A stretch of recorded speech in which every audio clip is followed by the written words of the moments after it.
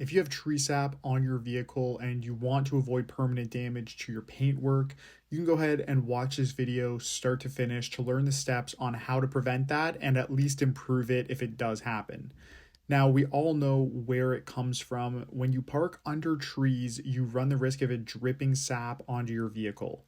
Not to be confused with aphid droppings, which are little bugs that live in the trees and poop all over your vehicle. That specifically makes your paintwork feel like sandpaper all the way around, whereas tree sap is typically larger globs on the paint. So I'll link a video at the end of this one as well to explain the difference and to show you what the aphid droppings are and how to remove those. I'll link that just at the end of this video. Now, the worst part about the sap is that it does have the ability to slowly eat through your clear coat if it doesn't get removed soon enough.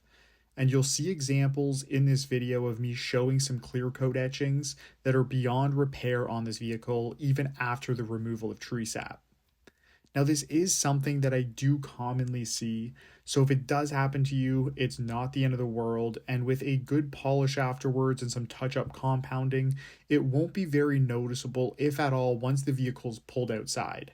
Now, unless you're just removing a single spot or two, you can go ahead and just wipe those areas down specifically.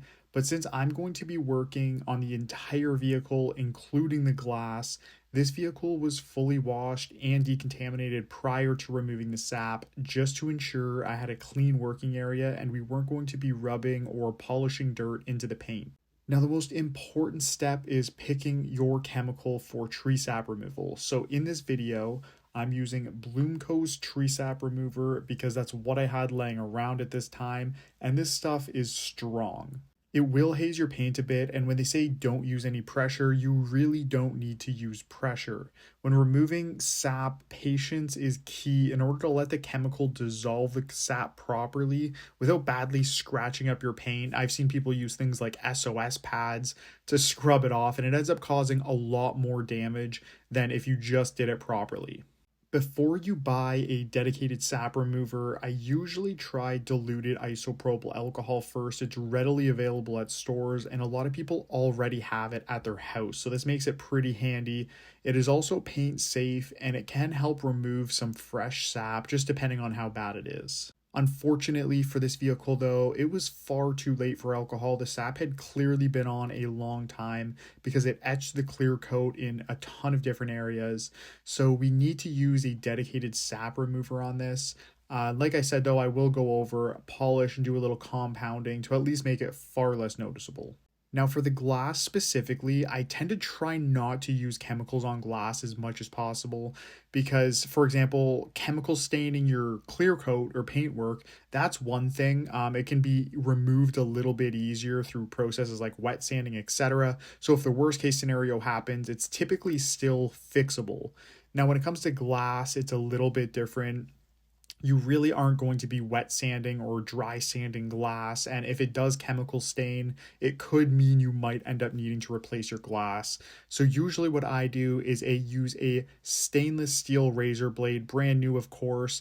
I scrape the top layer of that sap off, rub it down with isopropyl alcohol, which is window safe by the way, and then from there I will give it a quick little polish just to remove any residue that's on there. It typically comes off the glass a little bit easier than it does the paintwork. But I do want to say, totally up to you on how you go about that. I don't want people commenting saying they scratch their windows with a razor blade or anything like that. Although what I can say is I do it all the time, but again, I do it for a living, so I'm very comfortable with that. If you're not comfortable with it, maybe just stick with a chemical process if that's the way you want to go. Just make sure you're wiping it off right away. And again, you have something on hand like a rubbing compound or something to use on the window afterwards, because some of these tree sap chemicals, like I said, will leave a haze on the paint, and you'll see that in some of those clips.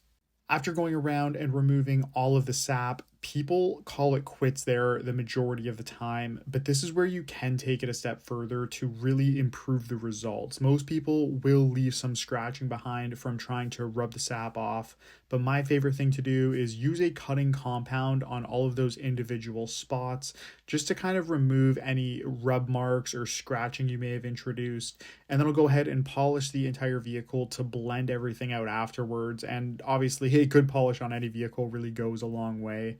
Now, I do get that most people don't just have machine polishers laying around. So, if you want this step done, you can either hire it out professionally at a shop or even a good mobile detailer, or comment down below if you want to learn how to polish for the first time, and I will make an entire video just on that.